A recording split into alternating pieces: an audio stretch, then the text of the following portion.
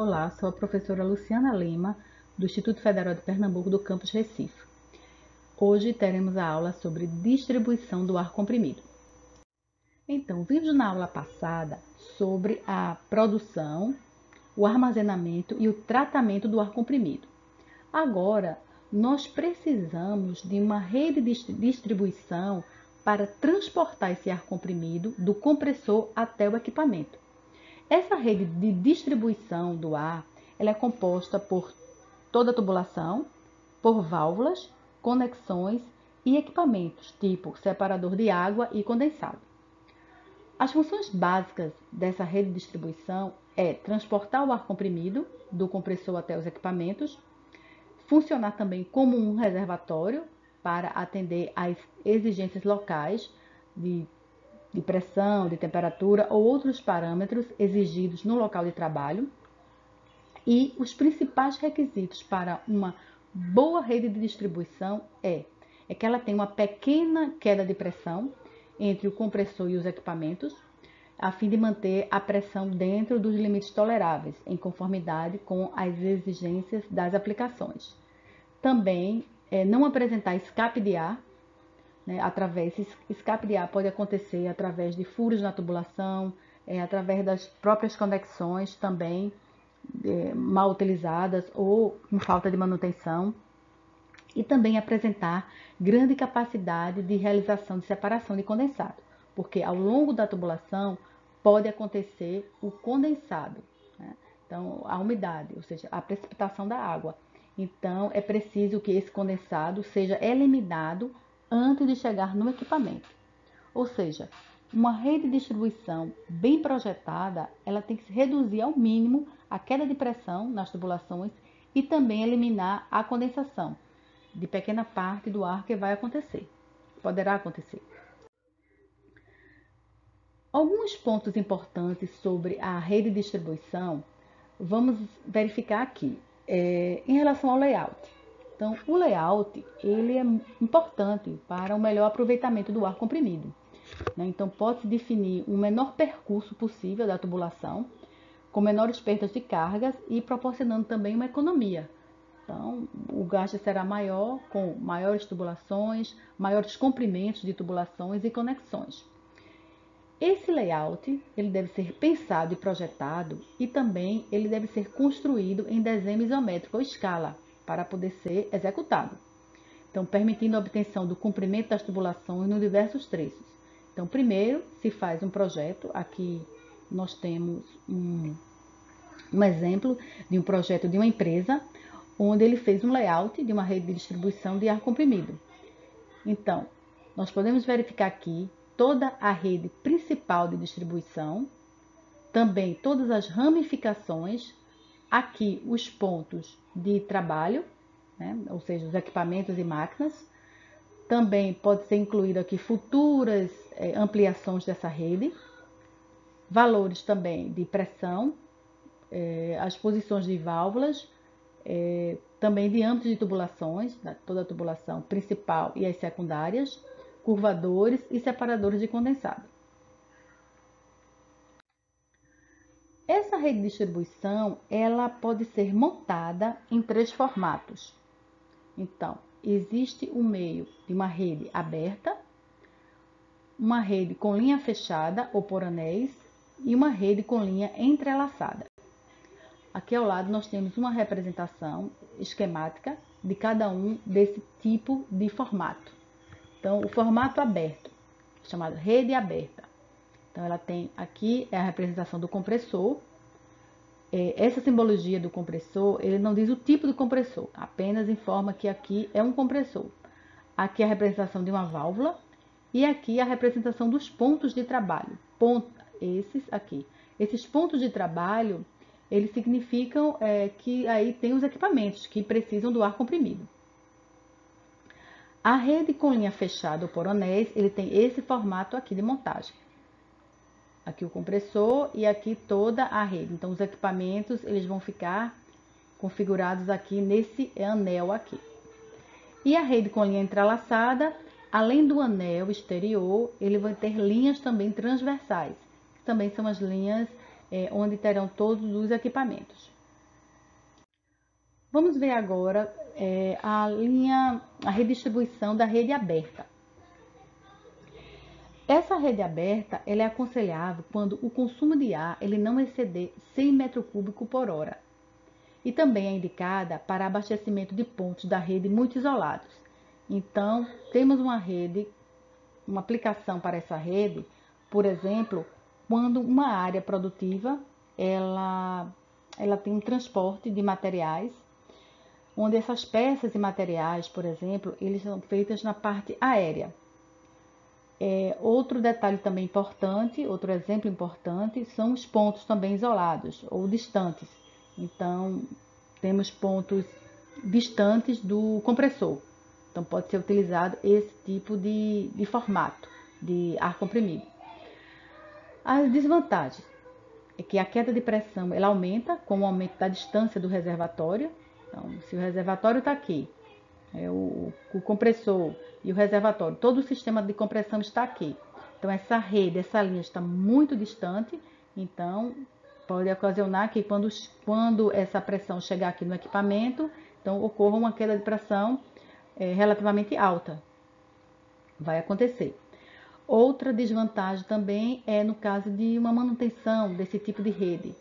Então, para se fazer uma manutenção na linha, então é preciso desligar o compressor, né? Desligar aqui todo esse sistema de compressão, porque ele não tem aqui partes que possam ficar isoladas para se fazer uma manutenção ou um reparo. A rede com linha fechada ou por anéis, ela geralmente é a rede de distribuição mais usual na indústria. Então, ela é montada a partir da área onde há necessidade do ar comprimido. Então, em determinadas áreas de uma fábrica, então se formam esses anéis fechados para a distribuição do ar comprimido. Esse formato, essa rede, né, esse formato, ele é melhor do que o formato aberto. E as principais vantagens é que esse tipo de formato ele permite a maior uniformidade de pressão e também, além de proporcionar uma distribuição mais uniforme do ar comprimido para os equipamentos. Também existe a possibilidade aqui no anel, como ele é fechado para determinada área, então uma área da indústria de pintura, por exemplo, vamos supor. Então ele vai precisar de uma ampliação. Então aqui nós podemos colocar mais válvulas e também mais pontos de trabalho. A única desvantagem é que se torna difícil fazer a separação da umidade, porque realmente o fluxo do ar comprimido ele pode, em determinados instantes, sofrer uma variação. Então, com isso, dificulta a separação da umidade. A rede com linha entrelaçada, então, nós podemos ver aqui uma representação onde tem o fluxo do ar, do compressor, e aqui temos as linhas e os equipamentos, os pontos de trabalho, eles são fixados aqui nessas linhas, são transversais a esse anel. Então, é a melhor solução no caso de instalações de grande porte, mas a desvantagem porque o custo é bastante elevado. Bem, nessas duas figuras, eu estou apresentando aqui a rede de distribuição com linha fechada, onde ele está aqui, ó, o anel e todos os equipamentos aqui ligados nesse anel, os pontos de consumo de ar. E aqui é uma rede distribuição com linha entrelaçada, apenas para vocês verificarem a diferença. Aqui temos a tubulação transversal ao anel e aqui a saída para os equipamentos. Toda essa numeração aqui e essas letras, eles estão representando todos os equipamentos da rede completa de distribuição de ar comprimido, equipamentos, válvulas, conexões, e eu vou deixar para vocês como material complementar, com essa relação completa dos equipamentos. As válvulas de fechamento na linha de distribuição, elas são bem importantes para seccionar aquela rede, aquele formato de distribuição de ar. Então, principalmente quando nós temos grandes redes de ar comprimido. Então, o importante é que essas válvulas de fechamento, elas vão fazer com que uma determinada parte da rede, ela fique isolada. Por exemplo, se você precisa fazer uma inspeção, uma modificação, uma manutenção, uma parte da rede, até uma troca, né, de tubulação. Então, essas válvulas, elas vão fechar aquele setor e você pode fazer aquela manutenção, aquela troca dos equipamentos. Então, as válvulas até 2 polegadas, mais usuais, são as do tipo esfera e diafragma. E as válvulas acima de 2 polegadas são as do tipo gaveta. As ligações entre os tubos. Então, os tubos de ar comprimido, eles geralmente têm a cor azul, né? Então, segundo a norma de segurança do trabalho. Então, as ligações mais comuns podem ser de rosca, solda, flange ou acoplamento rápido. Então, as ligações roscadas, elas são as mais comuns, devido ao custo, baixo custo e também facilidade de montagem e desmontagem.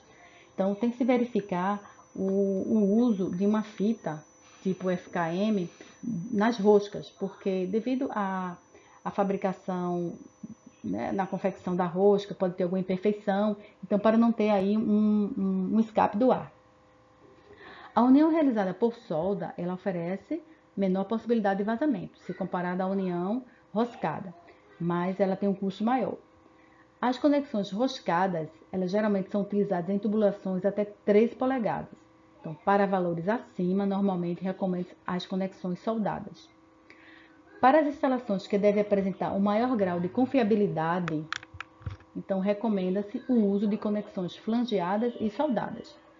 Então, em indústrias petroquímicas, grandes indústrias, então necessita-se de uma redistribuição mais confiável.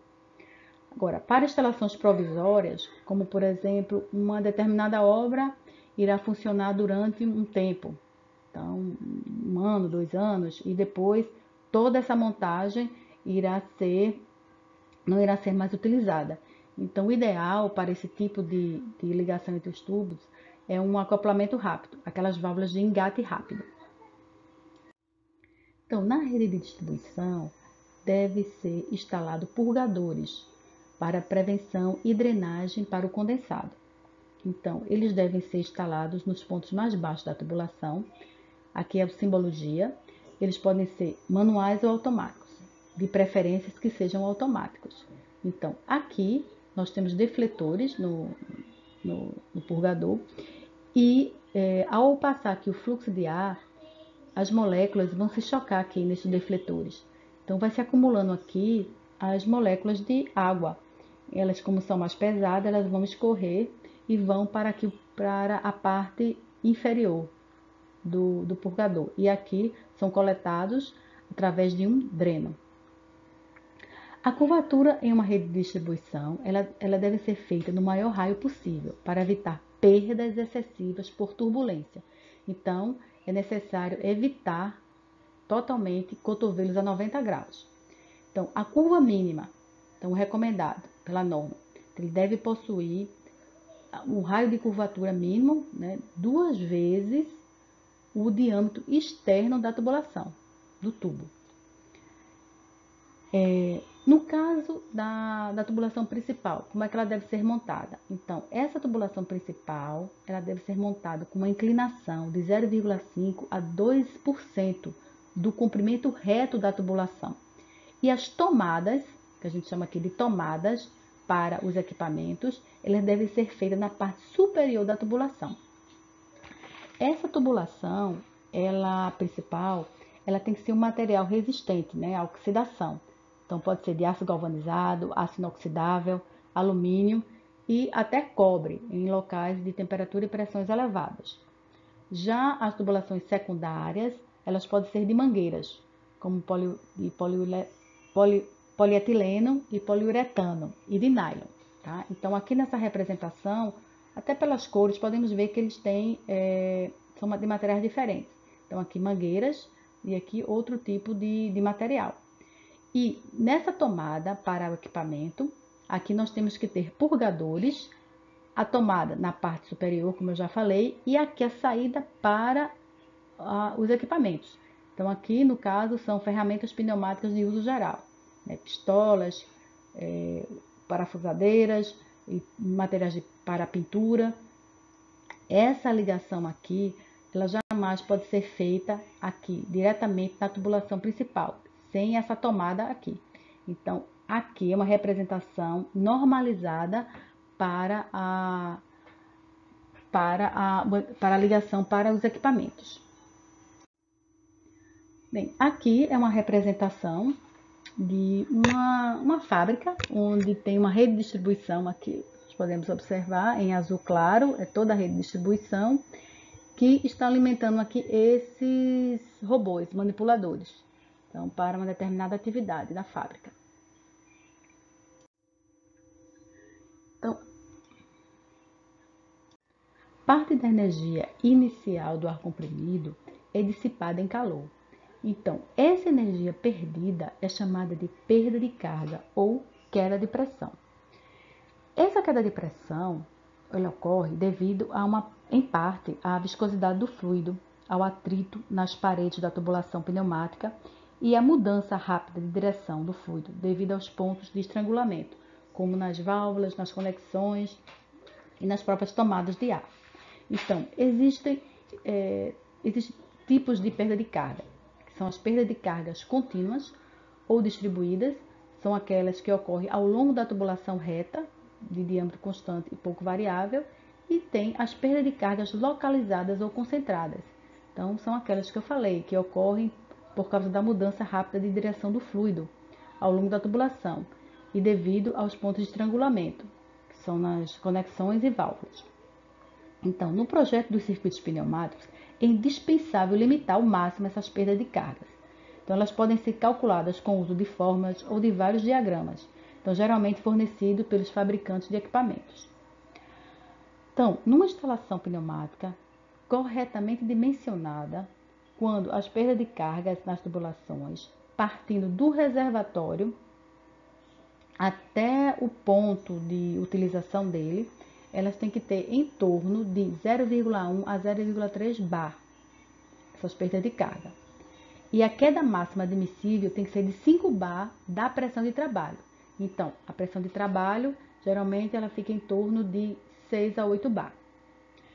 E onde a velocidade do ar comprimido nas tubulações também não deve exceder uma velocidade superior a 10 metros por segundo. Aqui nós temos os dados técnicos de tubulação em aço para a condução de fluidos, conforme a norma UNE. Então, alguns dados são importantes para esse dimensionamento. Então, precisamos do comprimento da tubulação considerada, precisamos da vazão efetiva, a pressão de trabalhos, as perdas de cargas admitidas e os pontos de estrangulamento, ou seja, é a parte de quantas curvas, os T's e os registros que essa rede irá possuir. Para o cálculo do diâmetro mínimo da tubulação, então, nós podemos utilizar fórmulas ou, mais frequentemente, diagramas particulares, chamados nomograma. Esse monograma aqui, ele foi elaborado por Prudente. Então, aqui nós temos o comprimento da tubulação em metros, a vazão efetiva em metro cúbico por hora, o diâmetro mínimo da tubulação aqui em milímetro, e aqui o normalizado, externo, a pressão a regime, que é a pressão de trabalho nessa coluna, e as perdas de pressão em bar nessa coluna aqui. Então, vamos determinar o diâmetro mínimo de uma tubulação. Então, nós temos os seguintes dados: comprimento total da linha principal 500 metros, vazão efetiva 1000 m3 por hora, pressão de trabalho 6 bar e perda de cargas admitidas 0,1 bar. Não temos pontos de estrangulamento. Então, o que nós vamos verificar aqui? Vamos aqui para o lado esquerdo desse nomograma, com o comprimento de 500 metros, está aqui, ó, 500 metros, e a vazão efetiva de 1000, e vamos ligar esses dois dados, de 500, 1000, passando por essa coluna A. Então, aqui, ó, 500, 1000, aí ligou e passou aqui na coluna A. Do lado direito, vamos verificar aqui a perda de pressão, que ele falou 0,1 bar, 0,1, e a pressão de trabalho, que foi de 6 bar. Então, a pressão está aqui, ó, 6 bar, aqui nesse ponto aqui, 6 bar. Então, eu venho de 0,1, passo na coluna B até 6 bar. Então, que é essa linha aqui, ó. 0,1 até 6 bar. Então, eu ligando esses pontos da coluna A e B, esse ponto de interrogação aqui, quando essa linha passou na coluna do diâmetro, será o diâmetro mínimo, tá certo? Então, eu vou ter essa linha aqui, depois eu formei essa outra linha aqui e inseri essa linha aqui, né? Ligando esses dois pontos, daqui do B até o A. Então, essa interrogação aqui, ela será o diâmetro mínimo. Então, esse ponto aqui dessa tubulação é exatamente aqui, ó, no G4, né? Então, ele tem essa tubulação, ele tem um diâmetro de aproximadamente 105 milímetros, que é G4. Em relação à rede de distribuição, em relação ao comprimento total, eu também posso utilizar esse mesmo nomograma, tá? Então, para verificar, por exemplo, o comprimento total da linha, que é o LT, eu preciso calcular o comprimento linear, que é o comprimento linear da tubulação reta, e mais o comprimento total das singularidades. Então, nós temos aqui ao lado o valor de cada singularidade, que são as conexões e válvulas. Então, para cada diâmetro, então, no caso, eu vou ter o diâmetro da tubulação, mas eu não vou ter o comprimento. Então, eu posso utilizar aqui o mesmo nomograma e calcular esse comprimento. E aqui eu vou inserir os valores de cada conexão. Então, por exemplo, uma válvula angular, ela tem 0,3 milímetro, tem 0,3 metros. Então, para cada singularidade dessa, eu vou prever na rede de distribuição e vou inserir para determinar o comprimento total dessa rede. Então, aqui nós terminamos a nossa aula sobre rede de distribuição de ar comprimido. Obrigada e até a próxima.